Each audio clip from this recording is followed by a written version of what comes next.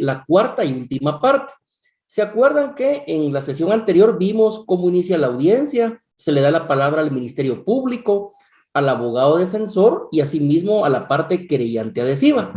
Y nos faltaba ver la parte del video donde el juez resuelve, donde el juez dicta una resolución que es con la cual se puede sobreseer, clausurar provisionalmente o bien abrir a juicio. Entonces, vamos a poner el video de esta cuarta y última parte de la audiencia de etapa intermedia, que reitero, es cuando el juez resuelve. Por lo tanto, pongamos la atención porque con esta resolución es que está finalizando la audiencia de etapa intermedia.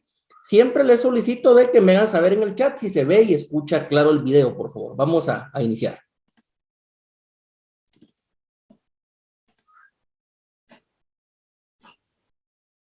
Ladrones tomado 10,000 quetzales, dinero.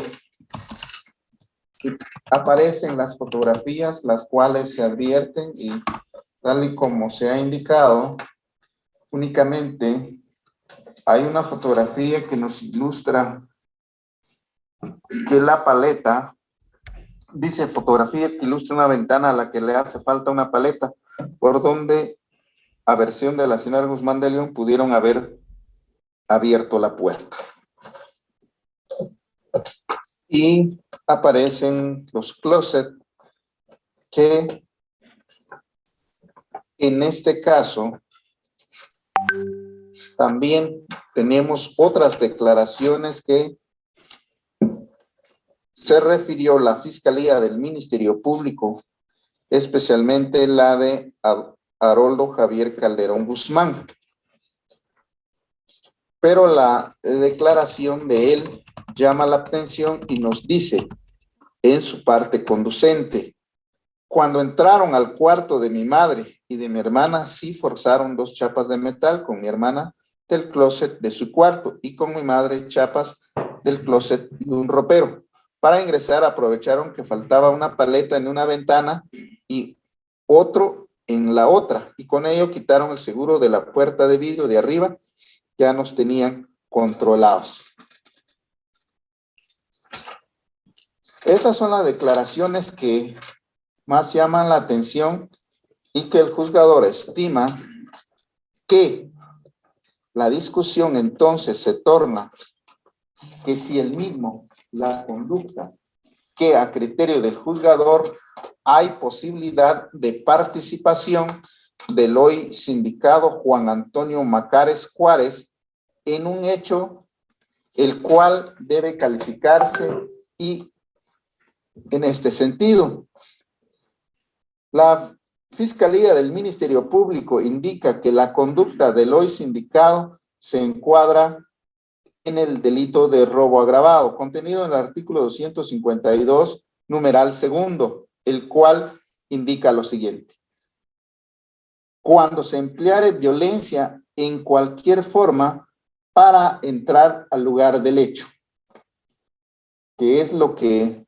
advierte la defensa, en el sentido de que para entrar a la dirección señalada, la cual la Fiscalía del Ministerio Público indica que en el interior de la residencia ubicada en la tercera avenida 10-32, zona 1 de la ciudad de Quetzaltenango, por los señores Juan Antonio Guzmán de León, Eric Calderón Godínez, y entregado a agente de la Policía Nacional en virtud de que usted momentos antes, acompañado de otras 2 personas más hasta el momento desconocidas, ingresó al domicilio ya descrito por el patio. Estando dentro del mismo, ingresó a la habitación de Mildred Yolanda Saraí Calderón, en donde se forzaron 2 chapas de metal de closet, y del interior de una gaveta de la cabecera de la cama ubicado en el lugar fue sustraída la cantidad de 10,000 quetzales.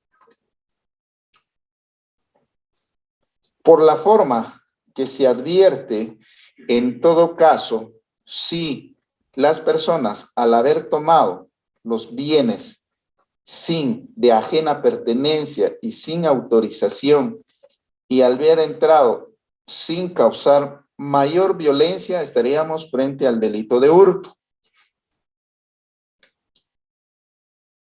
Y en este caso, al existir violencia en las dos chapas de metal del closet y del ropero, donde se indica que se haya sustraído la cantidad de 10,000 quetzales, las cuales también se advirtió por parte de la Fiscalía del Ministerio Público, el origen y la preexistencia de dicha cantidad de dinero. Y en esta situación, el juzgador estima que por haber indicado en el hecho y de los medios de convicción, se advierte que dichas personas habían ingresado a la residencia sin haber causado violencia. Pero una vez adentro, si hubieran tomado los bienes sin causar violencia, estaríamos frente a un delito de hurto. Pero al haber advertido que existe violencia en cuanto al closet y chapas, porque toda vez que la ley nos indica que es para entrar al lugar del hecho. Se había hecho una interpretación de que el lugar del hecho es toda la dirección exacta del inmueble y no así únicamente de el ropero o el closet, por lo que el juzgador estima que el artículo 251 del Código Penal establece: quien sin la debida autorización y con violencia anterior, simultánea o posterior a la aprehensión tomare cosa mueble, total o parcialmente ajena, será sancionado con prisión de, nos indica que esto es cuando a una persona en la calle va caminando y se le causa violencia al tomarle los objetos. En tal sentido, el juzgador estima que estamos frente a un robo que es de manera directa y personal. Además, podría ser agravado cuando el mismo sea con armas o cuando se efectuare con todos los elementos agravantes que indica el artículo 252. Y en este caso, el juzgador estima que una vez estas personas, habiendo entrado en dicha residencia, si bien es cierto, se nos indica que entraron por el patio, pero al analizar que forzaron las chapas, estamos diciendo que también están causando una violencia, y esto se ha indicado que existen elementos que nos indican estos extremos, como lo es las fotografías en la cual se advierte que sí existe violencia en dichos lugares. Y como nos indica el agraviado, que dichas personas ya con antelación estaban, ya los tenían vigilados. En tal sentido, el juzgador estima que el delito de robo agravado, de acuerdo a lo que establece el artículo 252, cuando se empleare violencia en cualquier forma para entrar al lugar del hecho. El juzgador estima que en este caso sí se advierte dicha violencia y que el otro se da cuando únicamente a la persona en forma personal y en la calle se le realice el delito de robo. Y al hacerlo ya en un domicilio, en una situación, el juzgador estima que sí existe dicho delito de robo agravado, por lo cual entonces la participación del hoy sindicado se advierte que hay probabilidad de participación. También no estamos diciendo que esto sea responsable, únicamente se está diciendo que hay probabilidad de participación y que la calificación legal del delito debe quedarse en el mismo como el delito de robo agravado, tal y como se le dictó el auto de procesamiento y por el cual se le queda y se solicita la solicitud de apertura a juicio. En tal sentido, el juzgador al momento de resolver declara. Aún también he de analizar previo a esto en relación a la participación del de la querellante adhesiva y actora civil, al no existir ninguna contradicción, asimismo, habiendo cumplido con indicar los datos, se indicó que 500 quetzales valen cada uno de los objetos sustraídos, aún en este caso se advierte que no fueron desplazados, únicamente se ha desplazado la cantidad de 10,000 quetzales, que a criterio del juzgador únicamente debe establecerse. Este es el daño emergente del delito. Y en cuanto a lo demás, los honorarios serían, tal y como se indicó, que esto también debe probarse, 20,000 quetzales, por lo cual el juzgador estima que en relación a los daños causados específicamente serían la cantidad de 30,000 quetzales, que el mismo debe analizarse, ya que cumpliendo con los requisitos que establece el artículo 338 del Código Procesal Penal.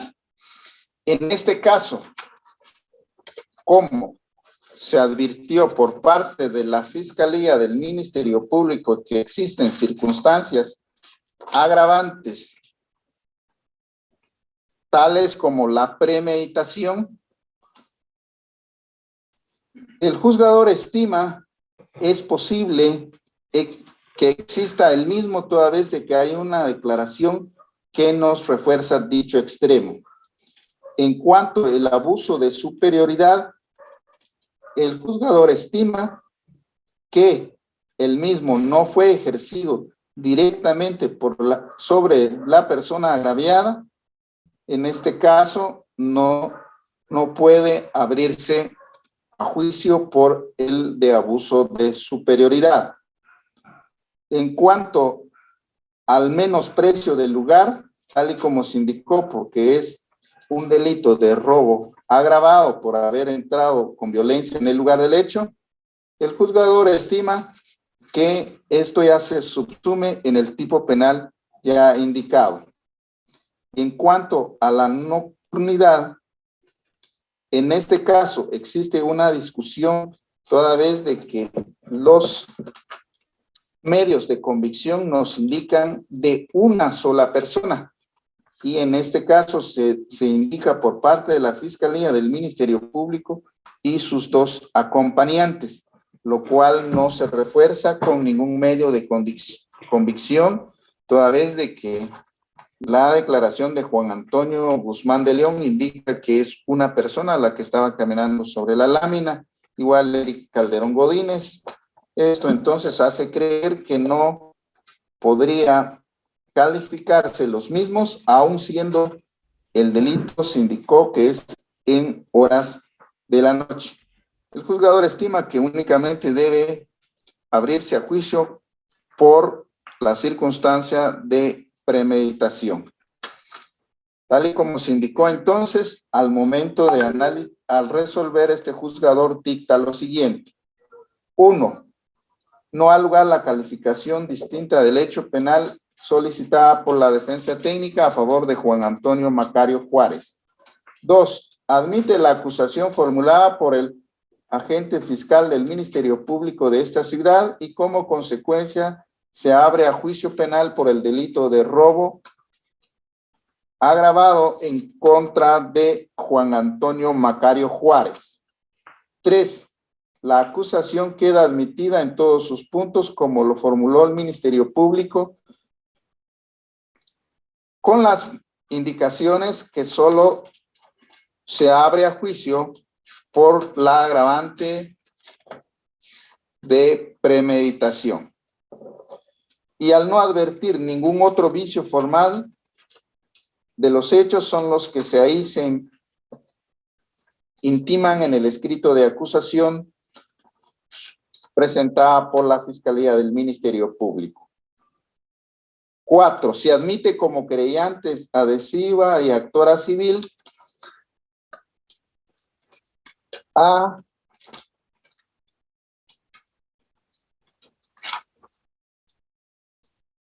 María Yolanda Guzmán de León y como abogado asesor al abogado Ángel Rafael Rodas Enríquez.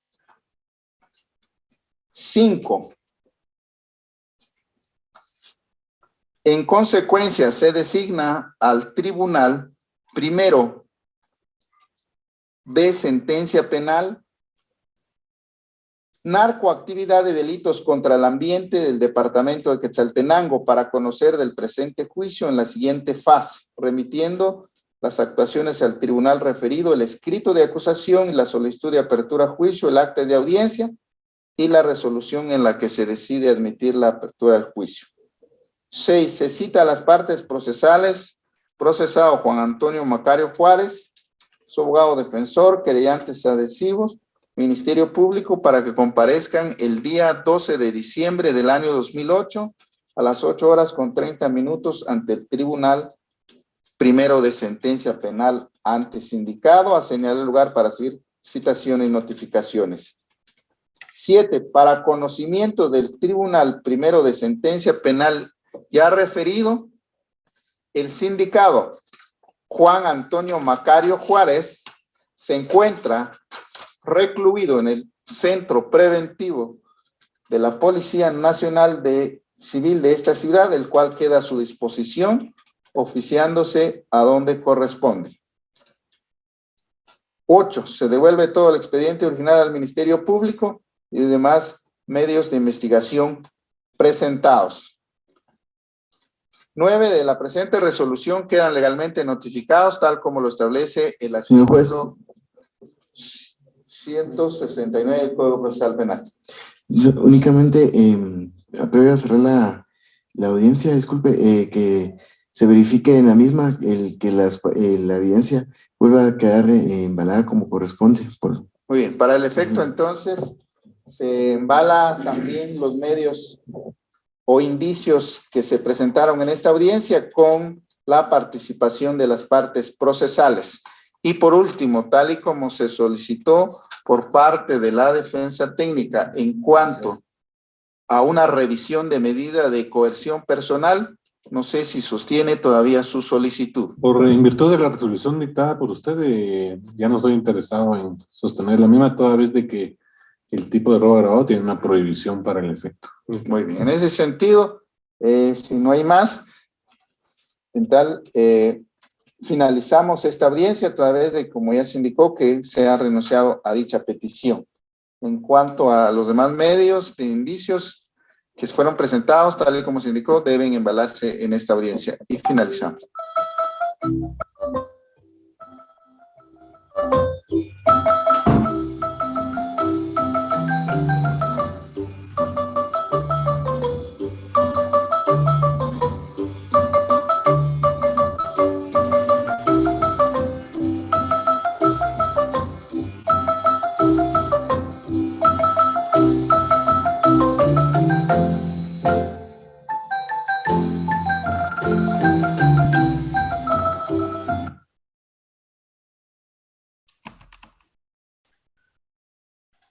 Licenciado, Adelante. buenas tardes. Fíjese que el punto 4 que leyó el juez ya no se escuchó, se fue el sonido. Pero después el 5, 6, 7 ¿sí se escuchó? Sí, solo el punto 4 no se escuchó. Un segundo, pues vamos a... Licenciado, fíjese que el punto 4 se trata de que se admite al querellante adhesivo a la señora María Yolanda y a su abogado como Rafael Rodas. Eso fue lo que escuché.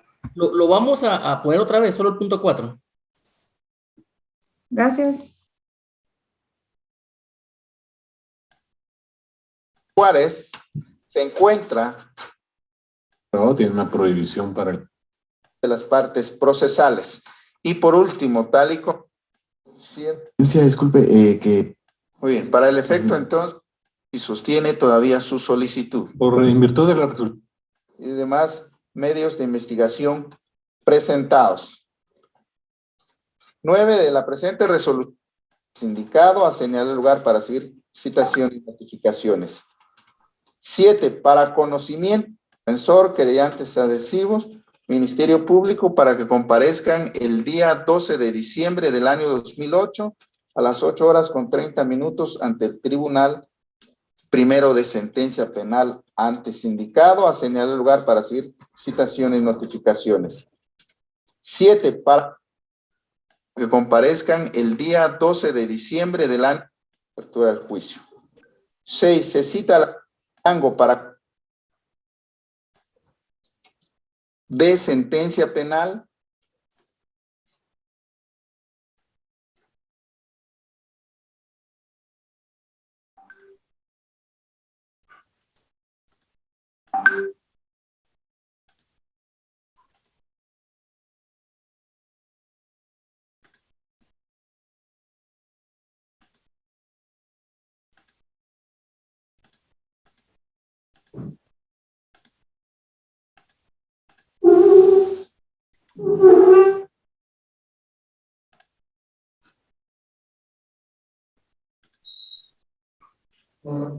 Bueno, ahora sí vamos a compartir únicamente esa parte.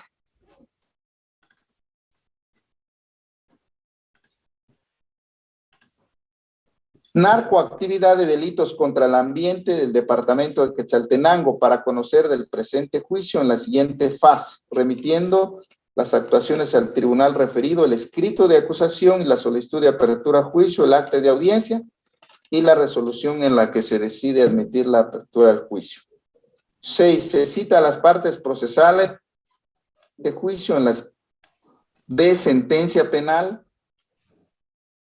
Narcoactividad de delitos contra el ambiente del departamento de Quetzaltenango para conocer del presente juicio en la siguiente fase, remitiendo las actuaciones al tribunal referido, el escrito de acusación y la solicitud de apertura a juicio, el acta de audiencia y la resolución en la que se decide admitir la apertura al juicio.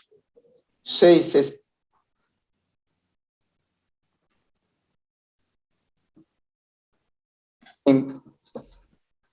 Intiman en el escrito de acusación presentada por la Fiscalía del Ministerio Público. 4. Se admite como querellante adhesiva y actora civil a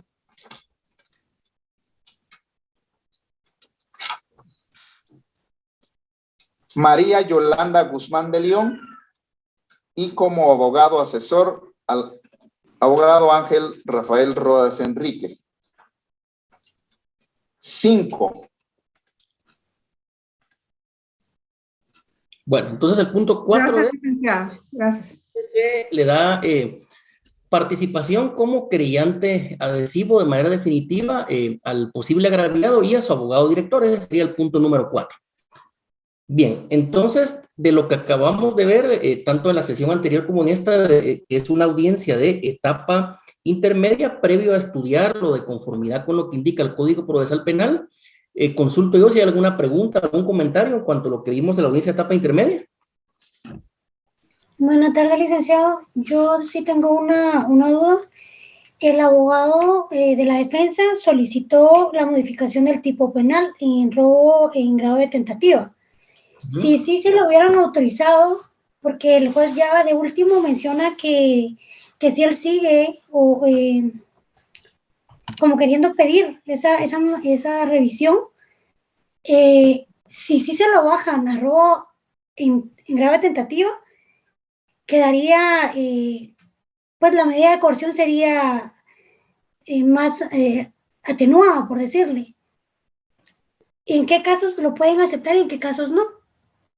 Sí, la respuesta, compañera Julie, sería esta. Fíjense que, solo permite. Acá está. Sí, lo que sucede es que si el juez hubiera abierto a juicio únicamente por robo en grado de tentativa, eso significa de que al final sí hubieran podido conocer la revisión de medida de coerción. Es decir, que esta persona se le hubiera podido sustituir la prisión preventiva por alguna o algunas de las medidas sustitutivas que establece el Código Procesal Penal. Esa es la gran diferencia. Ahora bien, en este caso, ¿por qué se hace la modificación? Es cuando el juez considera que el Ministerio Público no ha presentado suficientes medios de investigación que establezcan la posibilidad de la comisión de la acusación principal, en este caso que era robo agravado. Entonces dice el juez, bueno, no hay suficientes elementos para abrir por un delito más grave, pero sí para abrir por un delito leve o más tenue, que en este caso hubiera podido ser hurto, hurto agravado, robo en grado de tentativa o bien robo simple. Entonces, es una facultad que el juez tiene de hacerlo de oficio o bien a solicitud de las partes. Y en el caso de la audiencia que vimos de etapa intermedia, si el juez hubiera accedido a modificarle a robo en grado de tentativa, ahí sí se hubiera podido aplicar una medida sustitutiva y el sindicado recuperar su libertad. Esa sería la respuesta. Gracias, licenciado. Y otra consulta en cuanto a las personas que participan aparentemente en el robo, porque estaban diciendo que eran como que 3 personas y al final solo está detenida una y le están acusando o le están indicando el robo de 10,000 quetzales en efectivo. Como defensa, ¿no sería prudente que si a él lo agarraron, no salió de la propiedad o no salió de la vivienda, obviamente ahí tendría que tener el dinero? O sea, si él no lo tiene, ¿por qué se le tendría que imputar a él o cargar eso a él si él no tiene el dinero? Si se lo da a otra persona, no sería él el ladrón de esa cantidad de dinero. Sí, eso sería una buena estrategia de defensa, pero en este caso, recordemos que el Código Penal indica que son responsables aquellos que se encontraran en el lugar de los hechos y tuvieran un conocimiento previo que ahí se va a ejecutar un delito. Entonces, ahí la contratesis del fiscal sería que sí, efectivamente, tal vez a él no le encontraron el dinero guardado, el dinero robado, pero sí él estaba presente en el lugar de los hechos y actuó en concertación con los demás sindicatos, que en este caso se pudieron haber dado a la fuga, ¿verdad? Bien. Pero no se comprueba que si tuvieran, o sea, al final no se comprueba que hubieran otras personas. O sea, el mismo juez indica que no hubo medios de prueba que consten que sí hubieran otros participantes. Eso me genera un poquito de duda. Lo que pasa es que para que exista robo agravado no necesariamente tienen que haber 2 o más personas, ¿verdad? El robo agravado lo puede cometer una sola persona cuando hay un robo con violencia o todos los supuestos que tiene el Código Penal. Pero sí, en este caso llama eso la atención de que si participó solo una persona y a esa persona la están culpando de haber desapoderado el dinero a su legítimo propietario, ahí sí, como dicen los memes, ¿dónde está el dinero? ¿Verdad? ¿Quién o sea, lo que pasa es que podría ser un medio de descarga porque le están poniendo una, pues no sé si anoté bien, pero 30,000 quetzales. Ya, si no se le estuviera como acusando de tener esa cantidad, de alguna manera podría ser menos la cantidad que tendría que pagar. A eso es lo que voy como que tratando de encauzar. Es correcto. Lo que sucede es que como aquí el juez ya abrió juicio, esa va a ser la tarea de la defensa en un debate oral y público, ir a tratar por lo menos de sembrar la duda en el tribunal para que absuelvan al sindicado, ir a decir que el dinero nunca apareció, que él iba solo, que no hay prueba de que otras personas hayan ingresado a la vivienda, etc. Bien, ¿alguna otra duda o pregunta, colegas, compañeros? Licenciado, buenas tardes. Por ejemplo, el Ministerio Público no puede interrogarle al presunto ladrón quiénes eran las otras personas. No, en la audiencia de primera declaración únicamente si él acepta ser sometido a interrogatorio, ahí se puede. De lo contrario, no, porque el sindicado no es órgano de prueba, el sindicado no es testigo. Fíjense que ese es un problema, que todavía muchas personas en diferentes instituciones de justicia tienen lo que podría ser una deficiencia cultural, porque todavía piensan que esto es como las películas, que al sindicado se le puede agarrar de la cabeza y decirle, confiesa, ¿en dónde dejaste el dinero? Pero recordemos que el sindicado no es testigo, él tiene derecho de abstenerse de declarar y nadie lo puede obligar a que declare si él no quiere. Recordemos que la tortura, los tratos crueles y todo eso ya está fuera del ordenamiento jurídico. Perdone, Yo considero que no podría rebajarse a grado de tentativa porque él no desistió, él fue cooptado en flagrancia. Entonces, creería yo que a criterio del juez, si me tocara a mí ser el juez o el fiscal, yo pediría que no se atenuara el delito, no se cambiara, no se modificara este delito, porque a él no lo encontraron diciendo, ay, ya no, o sea, yo desistí. No fue desistimiento, fue en flagrancia. Sí, lo que sucede es que, miren, pues, recordemos que la tentativa no es un delito del cual desiste el sindicado. La tentativa, dice el Código Penal, que es cuando una causa ajena a la voluntad de la gente impide que el delito se consume. Por ejemplo, un ladrón en el parqueo de un centro comercial ya abrió un carro, ya lo arrancó, ya lo va a acelerar, le va a poner primera o le va a poner drive. Pero ¿qué pasa? Llega la Policía Nacional Civil y le impide robarse el carro. En este caso, la causa ajena a la voluntad del sindicado sería que llegó la Policía Nacional Civil y lo detuvo. Desistimiento es cuando una persona se arrepiente, cuando ya no termina la ejecución del delito. Por ejemplo, alguien toma la decisión de matar a su vecino, consigue un arma de fuego, consigue municiones, consigue un pasamontañas, lo espera de noche en condiciones de clandestinidad, pero cuando ya le va a disparar, él tiene un cargo de conciencia. Él se recuerda de que hay un mandamiento ahí que dice no matarás, desiste. Eso es desistir, cuando una persona voluntariamente desiste y ya no comete el delito. Pero la tentativa es cuando una circunstancia ajena le impide, es decir, él tenía la voluntad de cometer el delito, pero algo le impidió, que puede ser que llegue la policía, que el arma se le trabe, que el vehículo no arranque, o que una turba de vecinos lo empiece a correr, etcétera. Entonces, en este caso, yo considero que desistimiento no. Podría haber una tentativa, lo que explicaba la compañera, ¿verdad? Él intentó robarse eso, pero ya no pudo porque llegó un vecino, porque llegó un policía, o porque a lo mejor ya iba corriendo, pero el dinero lo dejó tirado cuando él iba huyendo, etcétera, ¿verdad? Entonces, en este caso, sí, la estrategia de defensa en un debate podría ser argumentar que no encontraron el dinero, argumentar que no están las demás personas, o bien que se le condene, pero por un delito de robo simple o robo en grado de tentativa, o bien un hurto, ¿verdad? Pero que la pena no sea tan severa. Bien, ¿alguna otra pregunta o comentario, compañeros? Licenciado, yo tengo una duda.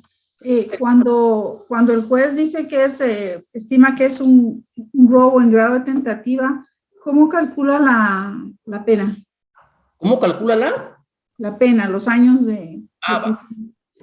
Fíjense ustedes que esa es buena pregunta, porque aquí vamos a hablar algunas cosas. Inclusive hay fiscales o jueces muy nobles, muy nuevos, que esto todavía no lo saben hacer bien en la práctica. Obviamente, nadie nace sabiendo, todos con la práctica es que adquirimos más conocimiento. Lo que sucede es que cuando un delito se comete en grado de tentativa, se le reduce la tercera parte de la pena, ¿verdad? Por ejemplo, si la pena mínima son 12 años de prisión, pero el delito únicamente se comete en grado de tentativa, quitémosle la tercera parte a 12 años de prisión, la tercera parte son 4 años, entonces 12 menos 4, 8, entonces la pena quedaría en 8 años. Esa es la pena que se impone por un delito en grado de tentativa, la pena reducida en una tercera parte. Pero se toma el límite inferior. ¿Perdón? O sea, se toma el límite inferior, por ejemplo, si es, como usted decía, de 12 o la máxima. Se toman los dos, por ejemplo, vamos a, lástima que no hay un pizarrón acá, ahora es lo malo de la virtualidad. Supongamos que hay un delito que su pena mínima son 6 años y su pena máxima son 12 años. Bien, entonces a la pena mínima de 6 años, quitémosle una tercera parte, quedaría en 4 años. La pena mínima ya no sería de 6 años, sino que de 4. Y si la pena máxima sería de 12 años, quitémosle la tercera parte, quedarían 8 años. Entonces ahí sería la mínima y la máxima menos la tercera parte. En ese rango puede el juez o el tribunal imponer la pena, ¿verdad? No puede ser ni menor ni inferior. Gracias, licenciado. Bien, ¿alguna otra pregunta o comentario previo a continuar, compañeros? ¿No? Bien. Entonces... Licenciado, una pregunta. Adelante. Mire, entonces sí sería tentativa y a mi parecer sí sería tentativa porque no logró escaparse, pues no logró salir con el objetivo que era el robo. Sí, en el caso. Fíjese, compañero, solo le vamos a quitar un poquito de volumen a esto. Ahí está. Fíjese, compañero, que en este caso lo que sucede es que sí, una buena tesis de la defensa, y de hecho lo dijo el señor abogado, un robo pero en grado de tentativa, que la pena es menor, que le pueden otorgar medidas sustitutivas y recuperar su libertad. Miren, es que esto ya es más técnico, es parte de un tribunal, porque es cierto, podría ser en grado de tentativa porque él no consumó el delito, ¿verdad? Pero alguien, así como dijo el juez, podría indicar, bueno, es que es cierto, él tal vez no lo encontraron a 1 kilómetro o en un vehículo o en un camión llevándose cosas robadas, pero él sí tomó el dinero, es decir, lo desapoderó, se lo metió en la bolsa, en un bolsón, y él ya iba caminando, aunque estaba dentro de la casa, pero él ya se iba desplazando, ya tenía el dominio del dinero. Por lo tanto, hay un robo agravado, porque no salió a la calle, no se fue en un vehículo, no se fue en un Uber, pero él sí ya lo tenía en su poder e iba caminando, abandonando la casa, ¿verdad? Eso es lo bonito, ¿verdad? De una audiencia de etapa intermedia y no digamos de un debate oral y público, es lo que hay que ir a tratar de demostrar. Primero, que se establezca, ¿verdad? La inocencia, hablo como abogado defensor, ¿verdad? No como fiscal, porque sabemos que la carga de la prueba es del Ministerio Público, pero el abogado defensor que va a tratar de hacerle evidente al tribunal que su cliente o su patrocinado es inocente, o por lo menos que lo condenen por un delito con una sanción leve, que sea conmutable, o bien que con redención de pena ya pueda salir, ¿verdad? Bien. Licenciado, redención de pena es que lo que ya ha estado en la cárcel se lo tomen en cuenta. ¿Es eso? Sí, lo que pasa es que, digamos, eso está en la ley del régimen penitenciario. Esa la pueden leer un día de estos.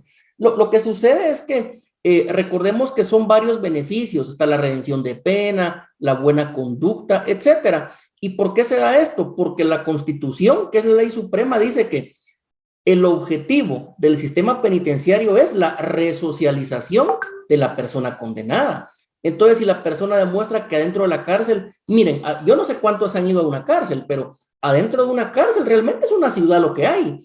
Entonces, ahí hay comercio, hay maquilas, hay ventas de comida, hay peluqueros, ahí hay de todo.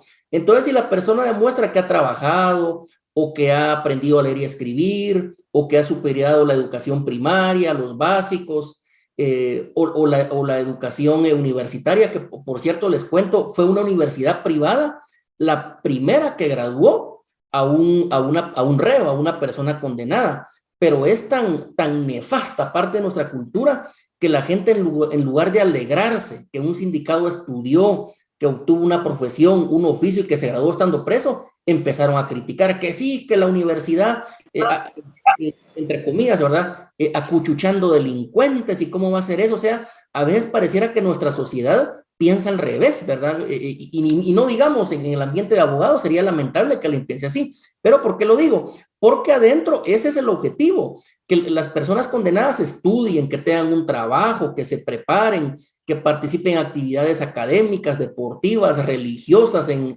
orientación psicológica, en terapia, etcétera. Entonces, si una persona lleva estas actividades, puede eventualmente obtener una redención de pena, que es la reducción a la mitad, o bien por buena conducta también salir antes de la privación de libertad. Y hay otra institución jurídica penal muy, muy buena, que es la libertad vigilada.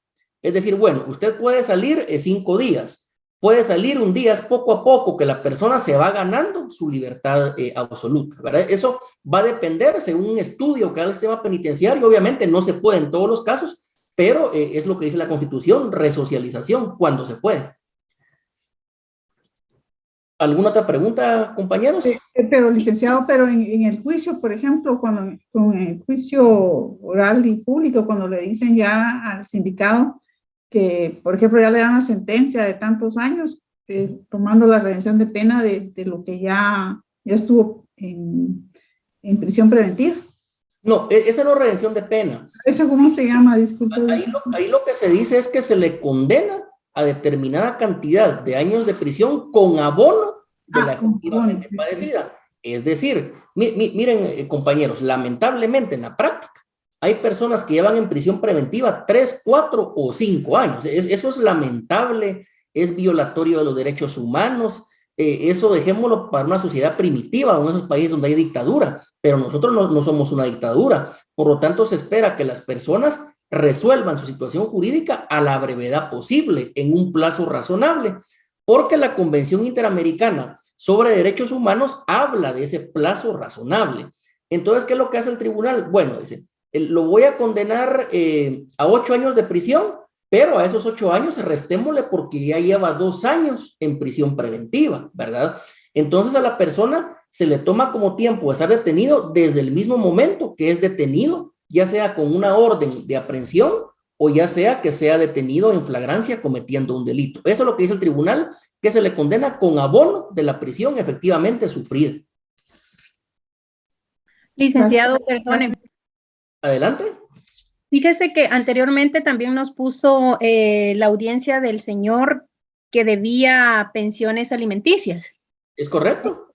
Entonces a mí me quedó una duda. Por ejemplo, si este señor pagó, ¿verdad? Pero si él no hubiese pagado, si él se hubiese negado, asumiendo que no tiene trabajo, que la situación está difícil, ¿qué pasaría con él? ¿Se va a la cárcel, ya no paga o cómo es que el juez lo obliga a pagar o lo deja en prisión?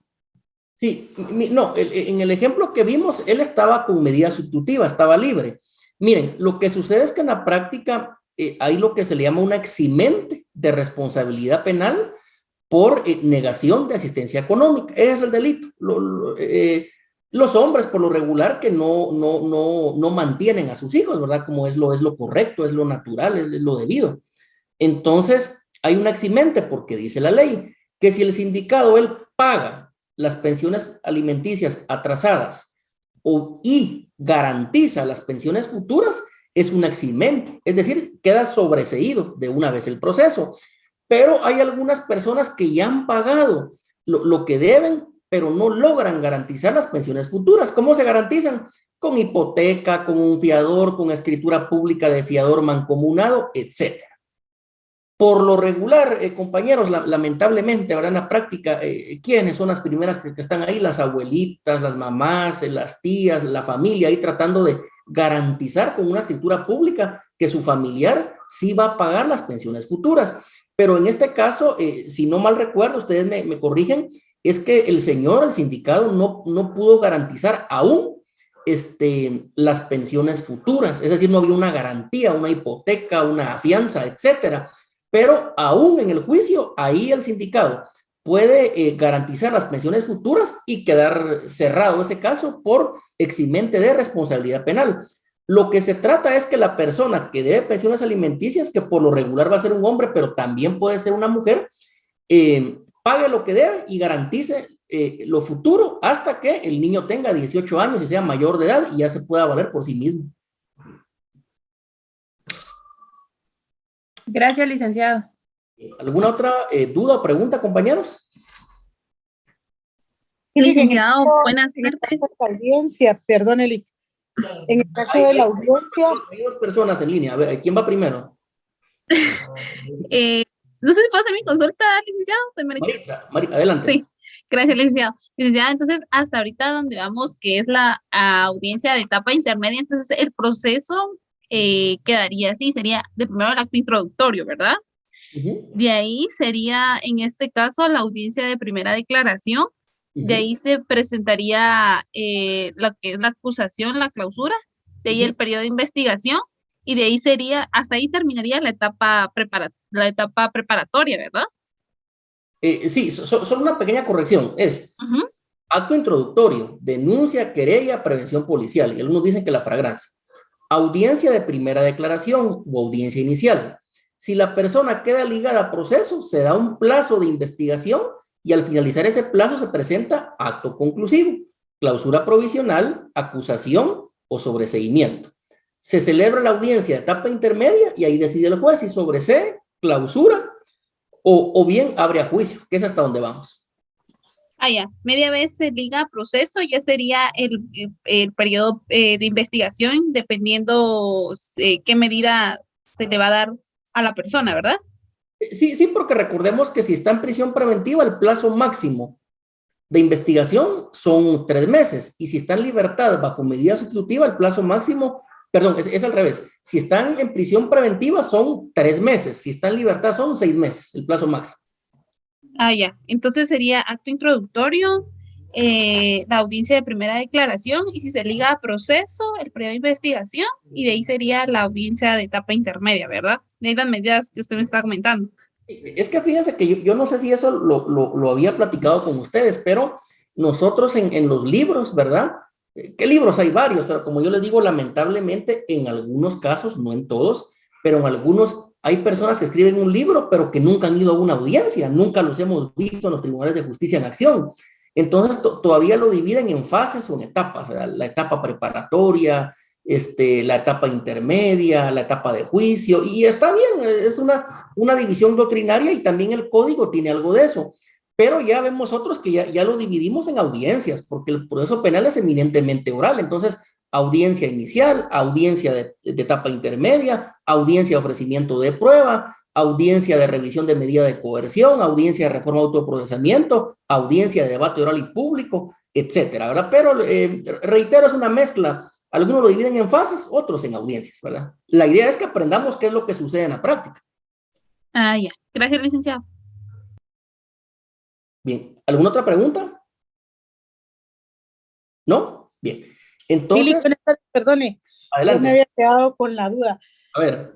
Por ejemplo, en este momento de etapa intermedia, yo no puedo, o sea, creyéndome abogado defensor, poniéndome en esa tesitura, si encontraron en flagrancia a mi patrocinado, definitivamente yo no puedo negar que él haya cometido el delito. O sea, no hay cómo decir que no. Si lo encontraron en flagrancia, a menos que pudiéramos desvirtuar las pruebas del Ministerio Público o que éstas no se encontraran. La otra situación es que en este momento no puedo pedir tampoco si se puede pedir la modificación del delito, podría ser una de las vías. Pero en este momento yo no puedo pedir un criterio de oportunidad, porque entonces él no puede estar confeso, porque más confeso que flagrante no creo que haya. Me explico, ¿podría pedir yo esto?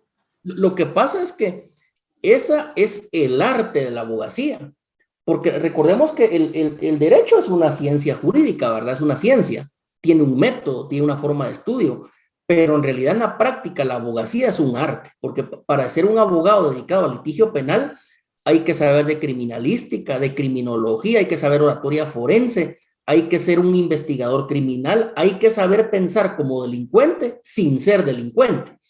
La abogacía es un arte. Entonces esa parte, esa dimensión que tiene de arte es la que hace que un abogado, aun cuando a su patrocinado, según la PNC, lo detuvo en flagrancia, tenga la suficiente argumentación, la suficiente tesis del caso para poder ir a pedir una falta de mérito o que se le liga proceso, pero por un delito menor, ¿verdad? Entonces, reitero, ahí cada caso va a tener sus particularidades, cada caso es diferente, cada delito es diferente, pero ese es el arte de la abogacía. De eso es de lo que viven los abogados dedicados al litigio penal, ¿verdad? Si no existieran algunos abogados pues muy exitosos y otros que no tanto, ¿verdad? Entonces, en conclusión, sí cabe el criterio de oportunidad para que yo lo pueda pedir. En algunos delitos cometidos en flagrancia, sí cabe el criterio de oportunidad, siempre y cuando concurran los requisitos del artículo 25 y 25 bis del Código Procesal Penal. En algunos, desde primera declaración, sí cabe criterio de oportunidad, en otros no. Licenciado, mire, yo pienso que la compañera en lo que quiere decir o está un poco es en que en la audiencia que vimos el juez le pregunta al abogado del defensor si quiere mantener quiere pedir el criterio de oportunidad que había pedido. El abogado defensor dice que debido a que lo liga o lo van por el delito de robo agravado, entonces no tiene derecho el imputado, ¿verdad?, a pedir un criterio de oportunidad, pero se basa en el artículo que usted acaba de mencionar, ¿verdad? ¿Cuáles delitos son los que tienen derecho a criterio de oportunidad y cuáles delitos son los que no tienen derecho a una medida sustitutiva? Yo creo que hay una confusión. Solo permítame. Yo creo que hay una confusión, porque el criterio de oportunidad no es medida sustitutiva. Al final lo que le pregunta el juez es, le dice, mire, se va a discutir su audiencia de revisión de medida de coerción, y le dice, ya no, porque en el robo agravado no se puede imponer medida sustitutiva, sino que es obligatoriamente la prisión preventiva. Entonces, efectivamente, eso pasa al final, pero se refiere a medida sustitutiva. El criterio de oportunidad no es medida sustitutiva y solo caben algunos delitos leves desde la audiencia de primera declaración. En robo agravado, ahí no cabe medida sustitutiva.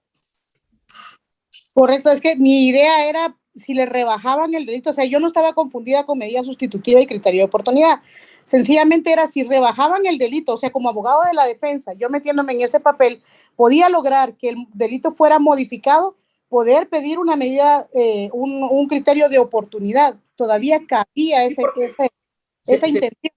En una primera declaración o aún una intermedia se puede, pero que el abogado logre convencer al juez que lo que existió, por ejemplo, fue una falta contra la propiedad o fue un delito de hurto en grado de tentativa. Si lo convence primero que es una figura jurídica leve, ahí sí podría caber criterio de oportunidad, pero si no se modifica eso, no cabe en robo agravado.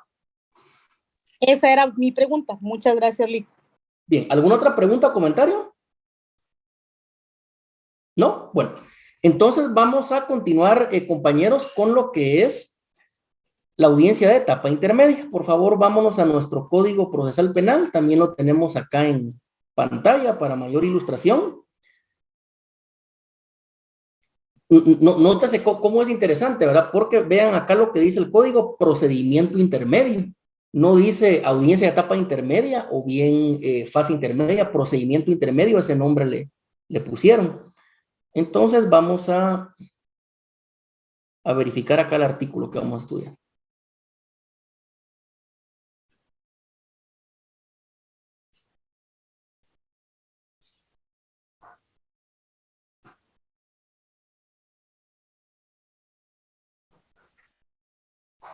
Bien, entonces, por favor, vamos a... que alguien haga favor de leer acá el artículo 340, compañeros.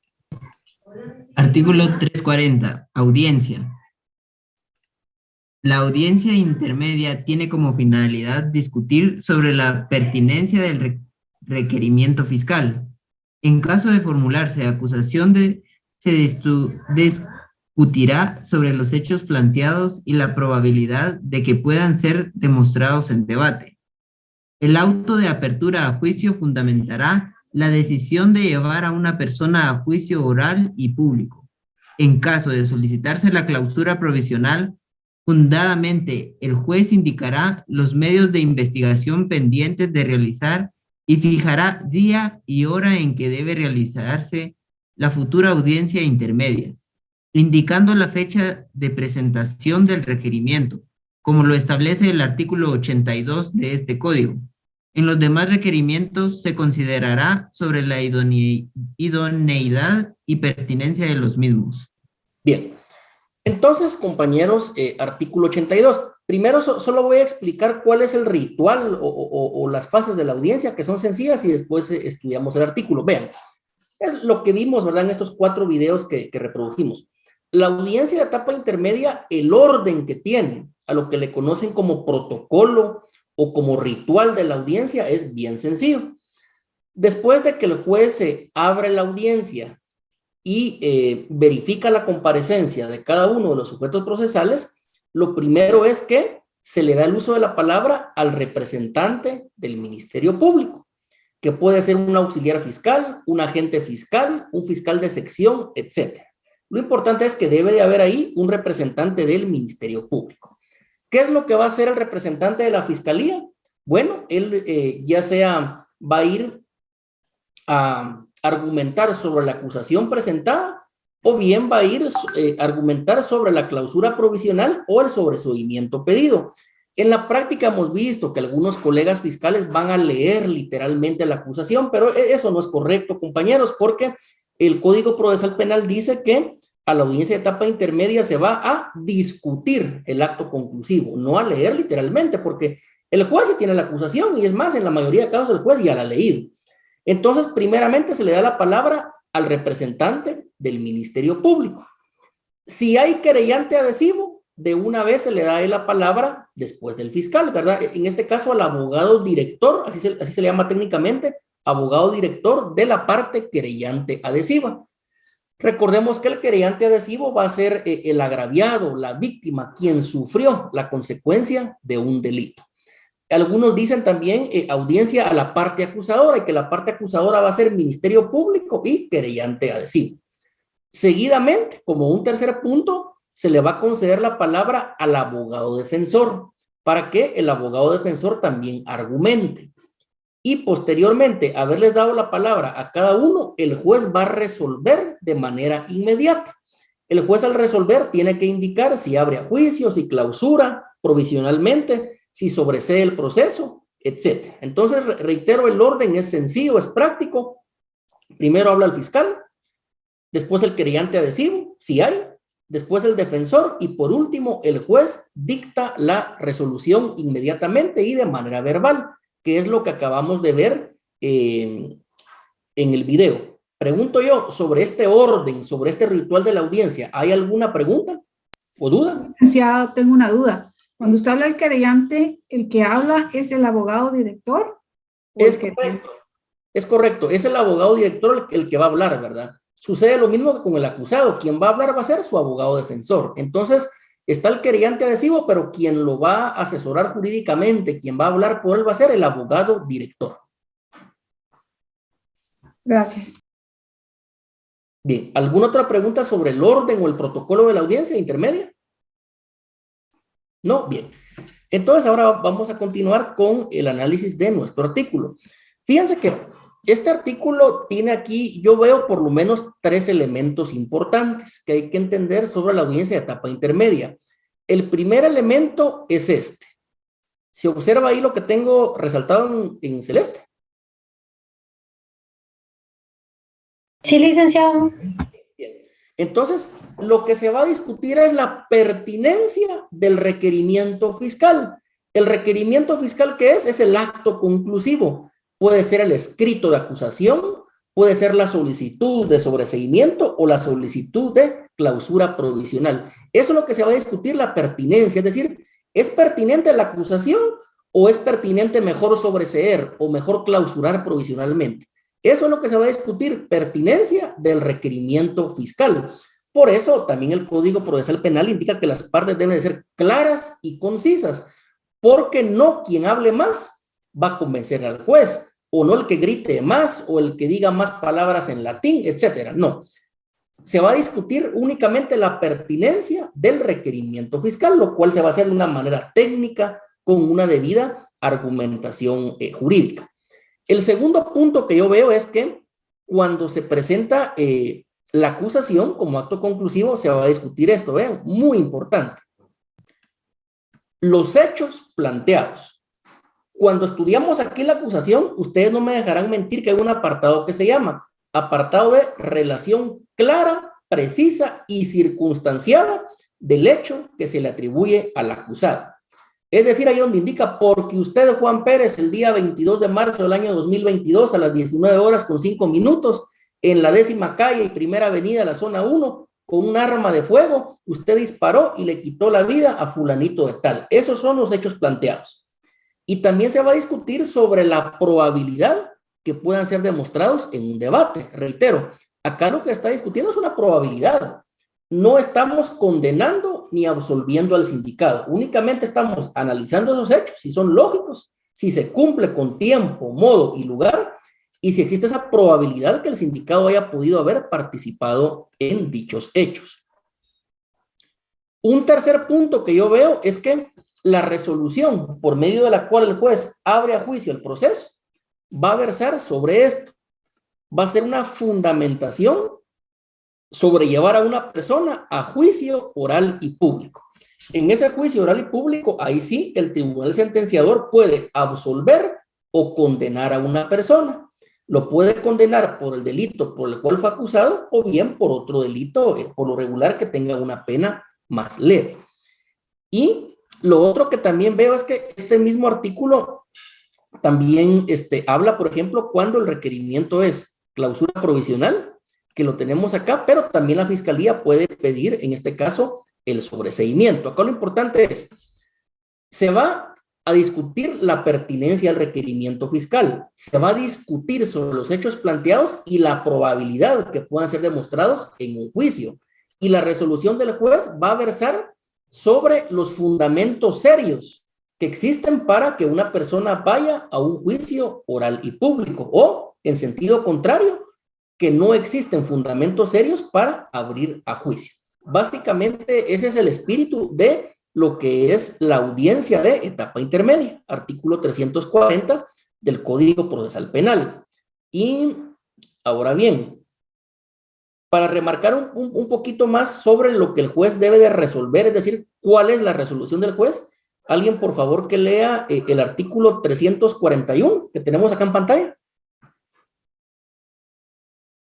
Artículo 341. Resolución.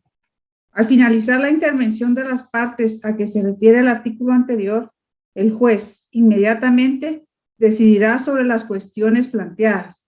Decidirá la apertura del juicio o, de lo contrario, el sobreseimiento, la clausura del procedimiento o el archivo, con lo cual quedarán notificadas las partes.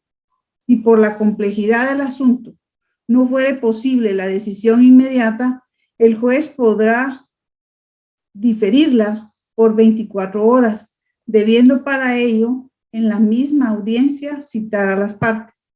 El pronunciamiento emitido por el juez ante las partes que concurran tendrá efecto de notificación para todos. A las partes que no hubieran asistido se les remitirá copia escrita de la resolución. De la audiencia, el juez levantará un acta sucinta para los efectos legales. Bien, entonces acá lo que está haciendo este artículo es confirmando lo que ya vimos, la manera en que el juez resolvió, ¿verdad? Entonces acá indica que el juez va a resolver las cuestiones planteadas, ¿verdad? El fiscal plantea que se abra juicio. La defensa plantea que se sobresea o se le abra juicio por un delito leve, ¿verdad? Y el juez, ¿qué es lo que va a decidir? Lo tenemos acá. 1, apertura del juicio. 2, sobreseimiento. Y 3, la clausura provisional o el archivo. Eso es lo que el juez puede resolver en esta audiencia.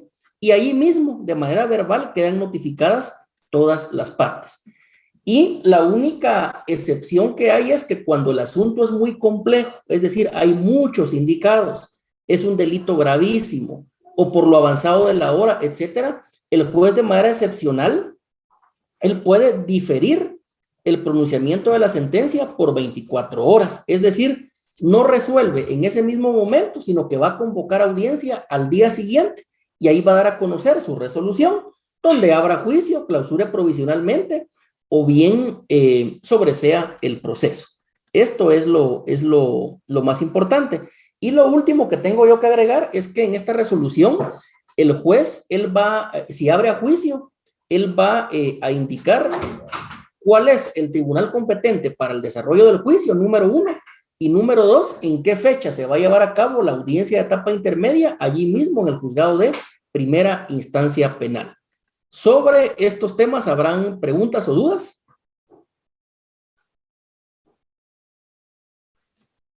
Licenciado, buenas noches. Cuando habla de acta sucinta, ¿qué es?